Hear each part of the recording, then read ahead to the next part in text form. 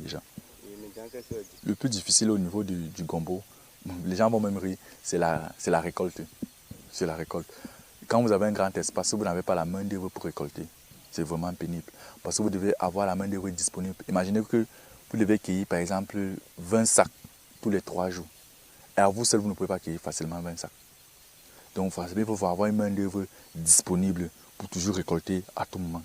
Pour, je peux dire comment, utiliser mon espace de manière optimale, j'additionne souvent généralement le gombo avec notre culture. Et moi, de préférence, j'aime souvent mettre le maïs.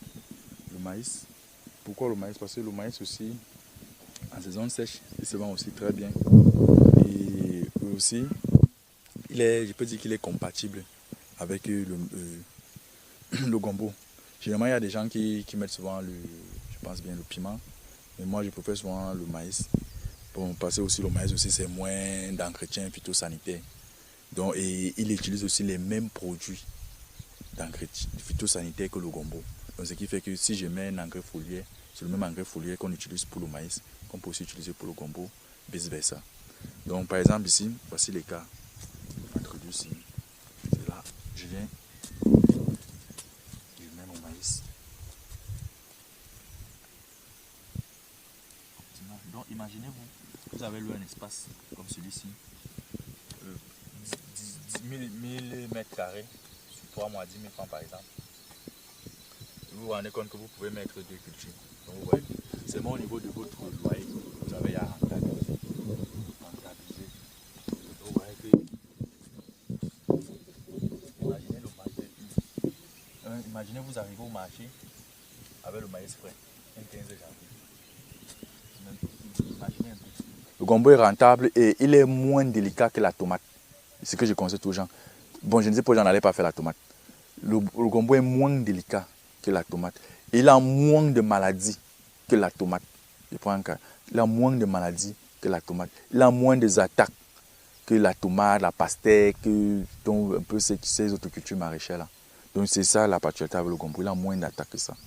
Bon, à l'avenir, honnêtement, pour moi personnellement, j'aimerais avoir une société agricole. Moi, j'aimerais avoir une société agricole. C'est ce que je projette. J'aimerais avoir une société agricole. Un peu, si possible, qu'elle soit mécanisée. Parce que c'est ça qu'on visait, qu'elle soit mécanisée. Et on sait aussi qu'ici à Yaoundé, c'est plus facile d'avoir des grands espaces. C'est plus maintenant en périphérie qu'on peut avoir des grands espaces. Si vraiment nos autorités peuvent nous aider juste avec la route, juste des routes pour avoir accès à ces sites-là. Donc, en général, pour ma part, moi, mon rêve, c'est d'avoir une société agricole. Parce que quand on voit aujourd'hui beaucoup de pays d'Afrique qui se développent, des grands hommes d'affaires qui se développent par rapport à l'agriculture, c'est vraiment exceptionnel. Et qu'on ait aussi l'accès à des nouvelles informations. Les gens font vraiment de la recherche, mais le souci, c'est qu'on n'a pas la bonne information. On n'a vraiment pas la bonne information. Vous voyez, même aujourd'hui, parlant même du gombo aussi, moi, il y a même des années où je regrette même, c'est que j'ai recommencé le gombo depuis. Il y a des années où je regrette même vraiment que ces années sont allées dans l'eau. Et aussi que les gens sachent aussi un truc, c'est que, moi je dis toujours aux gens, personnellement, moi, quand je cause avec un jeune frère, j'aime toujours lui dire que, gars, comme on dit au quartier, que gars, si tu veux investir dans 3 choses, l'éducation, si tu peux investir dans la santé, si tu peux investir dans l'agriculture. Et je lui dis souvent que là où tu peux commencer avec un capital zéro, c'est l'agriculture. Ça veut dire que toi-même, tu peux faire les 90% du travail. Toi-même, tu peux faire les 90% du travail. Donc, pour ma part, j'encourage vraiment les gens à se mettre dans l'agriculture. On ne réussit pas tout au premier coup. Beaucoup de gens réussissent les échecs, mais généralement, on garde la partie où il a gagné. Vous allez vous rendre compte, vous pouvez commencer, vous pouvez vous lancer. Vous perdez tout. Ne vous découragez pas. Vous repartez, vous perdez. C'est peut-être la 5e, 6e, il y a des gens qui réussissent même à la 6e, 7e tentative. Ce n'est pas forcément comme je vous ai dit qu'alors il fait le gombo, quelqu'un va venir faire sa rate. Il dit que oh, j'ai vu sur Agri TV là-bas, quelqu'un a fait le gombo, moi je suis parti faire, les gens là sont les menteurs. Non, non, non, non. Parfois, vous allez voir, je ne peux pas seulement vous raconter tous les revers que j'ai essuyés ici, là.